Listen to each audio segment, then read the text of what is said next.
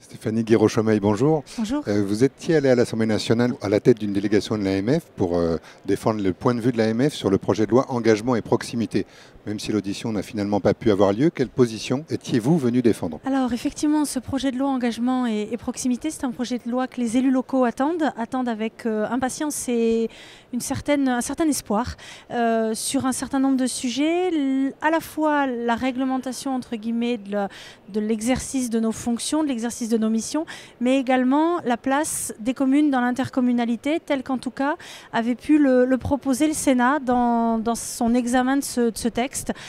Puisqu'effectivement nous étions très intéressés par les évolutions qui avaient pu être mises en place, en comprenant bien évidemment que le jeu entre guillemets de l'examen parlementaire conduise chaque chambre à apporter ses propres corrections, mais nous sommes, et c'est un peu ce qu'on a dit ce matin à monsieur le ministre Lecornu, nous sommes vraiment très en attente. Effectivement, ce texte est porteur d'un certain nombre d'avancées, nous semble-t-il, sur la capacité que nous aurons à exercer nos missions et sur la reconnaissance entre guillemets du statut qui pourrait être celui de l'élu, et en même temps le volet intercommunalité qui a fait l'objet d'un certain nombre de débats ce matin, et ce volet intercommunalité, on le voit, reste au cœur finalement de l'exercice de nos missions de maire, puisque de plus en plus de compétences sont transférées aux établissements publics de coopération intercommunale, quelle que soit leur taille, et on se rend bien compte que nous sommes, nous élus locaux, parfois un petit peu démunis, que ce soit sur les questions de choix de compétences transférées ou sur la modalité de gouvernance de nos intercommunalités.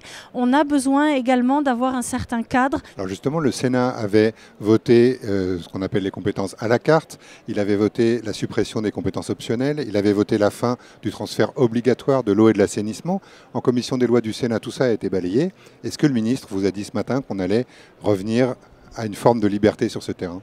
Alors, le ministre s'est engagé à porter un certain nombre d'évolutions par rapport effectivement à ce qu'a pu proposer la commission des lois de l'Assemblée, mais il me semble que, in fine, l'Assemblée nationale va voter et tranchera finalement ce débat. Ce qu'il me semble, c'est que il est important qu'on nous assure une certaine stabilité. Alors que la stabilité passe par un arrêt des transferts, par des transferts qui puissent être suivis, comme l'a proposé monsieur le ministre, de délégations postérieures de compétences.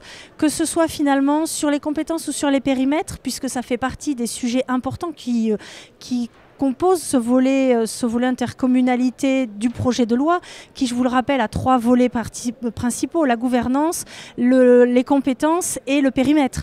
On voit que tous ces sujets sont vraiment liés. On a besoin de stabilité. On a besoin de se poser sur les périmètres de nos EPCI, parce qu'on doit apprendre aussi les uns et les autres à travailler ensemble et à exercer ensemble ces compétences qui, in fine, sont des compétences que nous rendons à nos concitoyens. On nous fait confiance dans l'exercice de nos mandats de maire. Faisons-nous confiance collectivement, et que l'État, au sens le plus large possible, nous fasse confiance aussi quand nous sommes en charge de compétences intercommunales. Nous connaissons nos territoires, nous savons quels sont les besoins de nos concitoyens, nous savons, quand on parle par exemple de la compétence tourisme ou de la compétence eau potable, nous savons que la ressource doit être préservée, et qu'on soit un territoire porteur de ressources ou qu'on soit un territoire dépendant en matière de ressources, on a tous la même conscience effectivement de la nécessité de la préservation. Il est important de nous laisser un minimum de liberté, j'ose pas dire un grand maximum, mais au moins un minimum de liberté pour exercer ces compétences que nous devons rendre à nos concitoyens. Nous, élus locaux, savons comment rendre ces compétences, ces services, nous savons finalement de quelle manière organiser notre PCI pour justement faire en sorte que chaque commune puisse être entendue. On a eu beaucoup de témoignages ce matin de maires qui expliquaient qu'ils étaient exclus de la décision, des organes de décision au sein des intercos, qu'ils n'étaient pas représentés en tant que maires.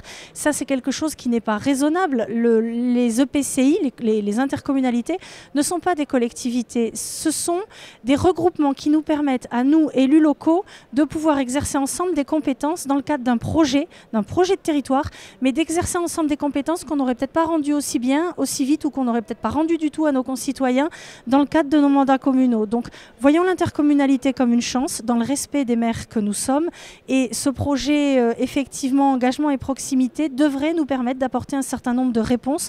En tout cas, nous le souhaitons. C'est la première fois qu'on se penche autant sur un projet pour les élus, sur le mode de fonctionnement de nos mandats et sur la complémentarité commune, intercommunalité. Donc il faut écouter les associations d'élus et plus que jamais, il faut nous faire confiance.